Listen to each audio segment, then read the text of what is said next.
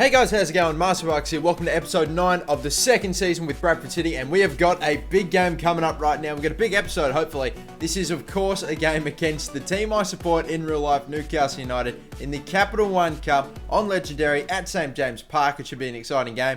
And even though it said in the preview to that game where we were looking at our lineup that it was going to be an afternoon game, it's somehow turned into a night game. But whatever. We are at the round of 16 stage of the Capital One Cup. We seem in the last two seasons, we've always at least reached the round of 16. And we've never actually gone on to a final, though, which is devastating. I think we got to the semi-final once, and that might have been for the Capital One Cup before we got knocked out.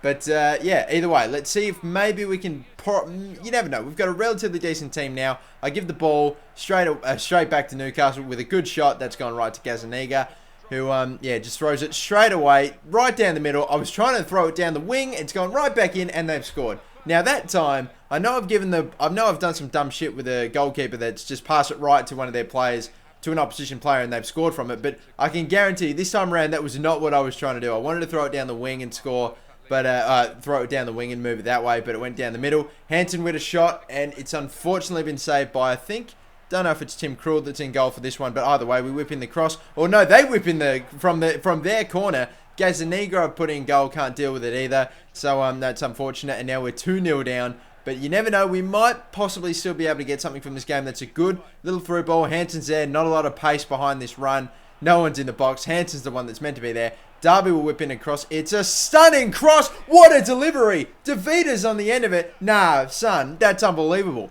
That was a ridiculously good cross. Look at the pass back from Hansen. He had no options, so he's giving it to the fullback in Darby that's pushed all the way forward. Whipped in a absolutely sublime cross into DeVita. Pinpoint accuracy, and then he's just headed it in. I know that the finish wasn't too spectacular, but that goal was unbelievable. We got Tarek Camdale going up against Gouffran. He's not able to win that battle, which means it goes to Santon, and Santon shoots, it's saved, but look at what happens. It gets parried right back to, I believe that's Ben Arthur.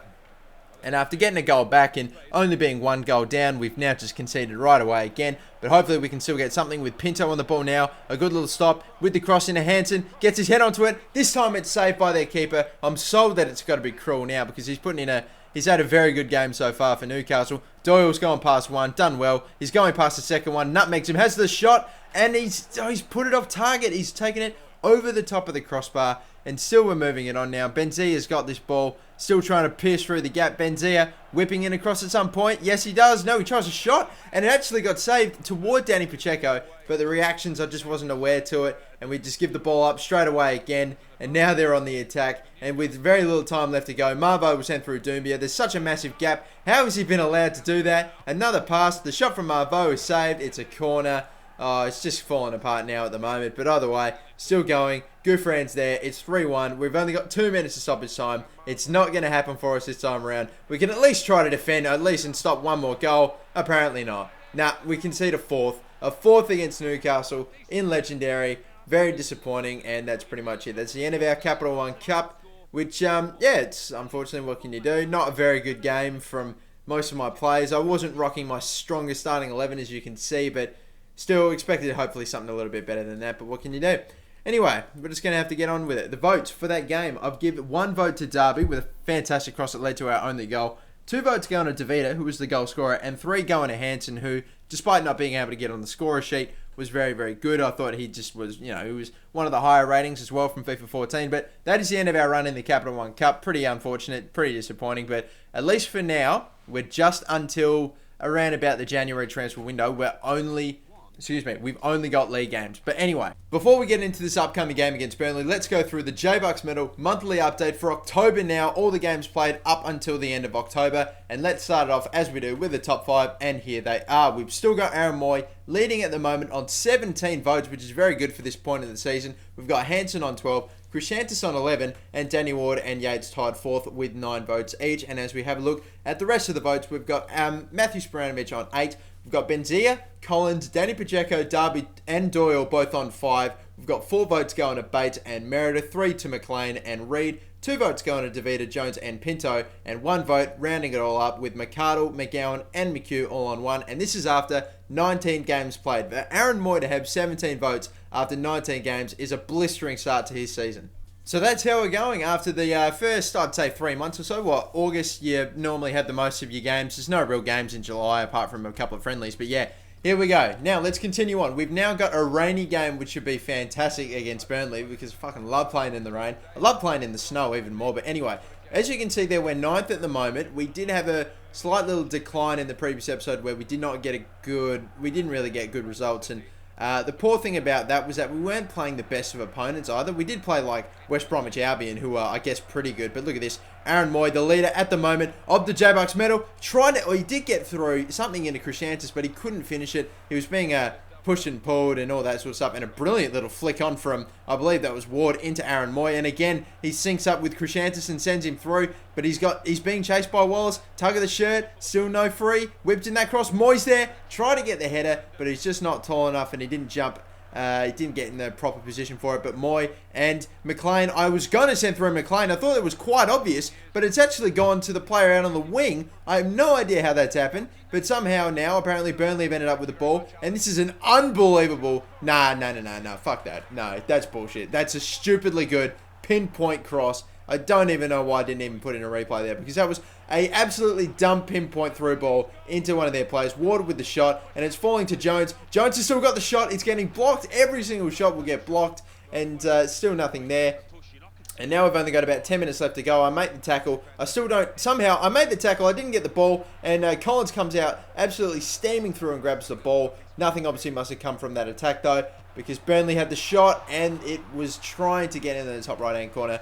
But unfortunately, nothing has happened. And now, in the 86th minute, we've got very little time left to get at least an equaliser because we've had a very poor run. And just speaking of a run, Meredith, my left back, is just going to keep on going and still going. And he keeps on going. This is an unbelievable run all the way down the other side of the wing. The cross comes in. It's punched away. But Moy's there. Moy's put in the equaliser. Oh, the J-Bucks medal leader. He just pops up when we need him to. He's had a great game already so far. And he's there. Look, the punch away. It fell right to Moy. And he hits it in midair. It didn't even take a touch. That nearly hit the crossbar and went in. But just like that, we have gone from getting absolutely nothing in this game to getting an equaliser, and Yates pushing forward, making the turnover. McLean's still there. Cruciantis, McLean, the two strikers go together. They don't get something back, but it's a horrible touch. McLean's got it. Can he whip something in? No, he fake shots around his man. Shoot, blocked. Yates is there. Yates has scored. We've won it. We've done it again. Bradford City have done it again. We've scored 2 goals. Pretty much in stoppage time, yet again. We've gone from losing the game with 5 minutes until stoppage time, and boom. Look, that was a hard tackle in the box. I think if Yates didn't even score that, it probably would have been a penalty, but I don't know. The bloody FIFA 14 referee does what he wants, and I'll tell you what he does, so he blows the whistle. We were 1-0 down with about a minute or two to go until stoppage time, and boom, we've just won this game. Aaron Moy gets the 3 votes. He was man of the match from FIFA 14 in this game.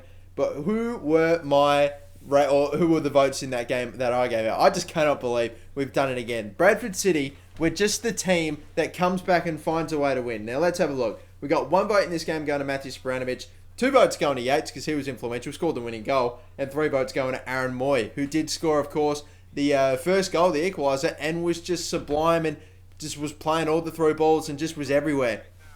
Everywhere we needed him to. That's why he's leading, and that's why after 20 games played, he's on 20 votes right now. This dude is killing it. It's unbelievable. He can end up with 50 plus votes if he keeps on going. He is outright favourite at the moment to win the J-Bucks medal, but we'll just have to wait and see. I'm still waiting on a few of the other players that I have in there. Guys like, I know Hanson's trying to defend his J-Bucks medal, and he's going okay. He's probably like 8, or he's probably actually 8 votes behind Moy now, but it was 5 votes at the J-Bucks medal update.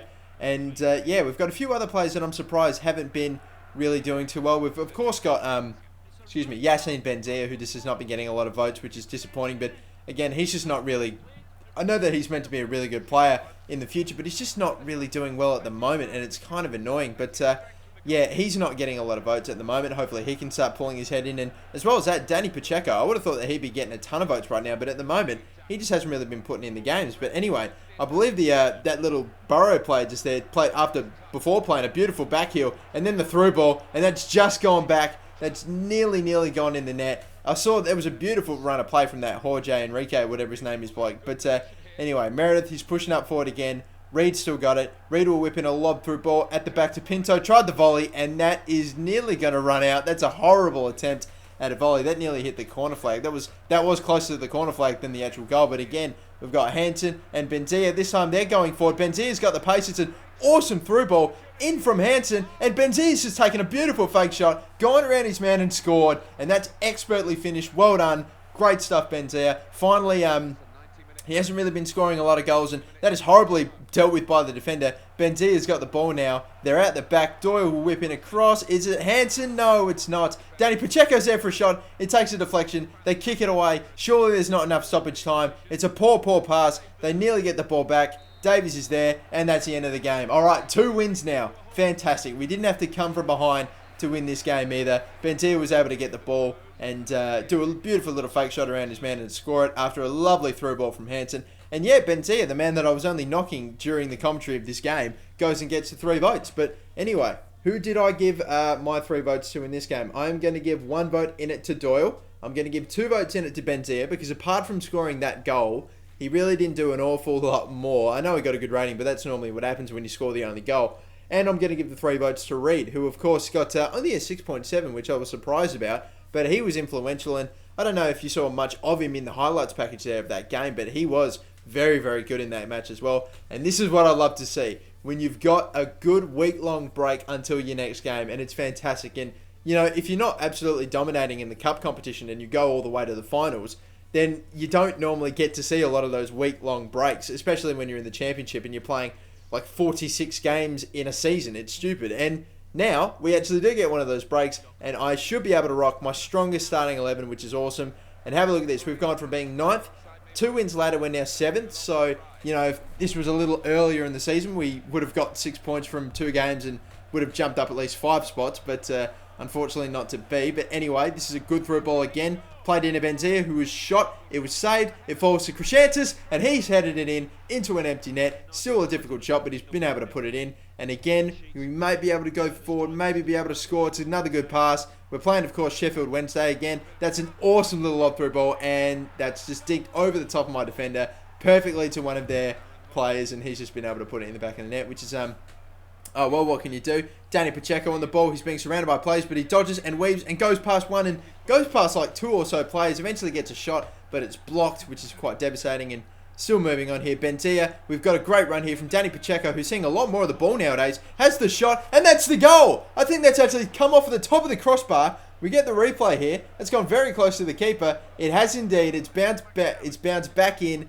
after hitting the crossbar. That's awesome. And now we've got the lead right back again with only 5 minutes left to go in the game. We've got Hansen and Danny Pacheco making another great run, another great shot that's hit the crossbar again. It's for the second time it's hit the post, but this time it's ran along the goal line and just gone in as well. You can see the spin after this replay. This is expertly positioned and expertly placed right in the corner. You're not going to be able to stop that. And that's just rolled along the goal line, but it's rolled into the net. And Pacheco's gone and scored 2 goals. And now he's finally having his breakout game, which is great as well, because he only had around about 5 votes before this game. But surely now we've won this match 3-1. We've got 3 wins now in the league, in the row. We're back to winning ways, which is terrific. And yeah, you can see Benzia yet again got man in the match, but Danny Pacheco did get a 7.6.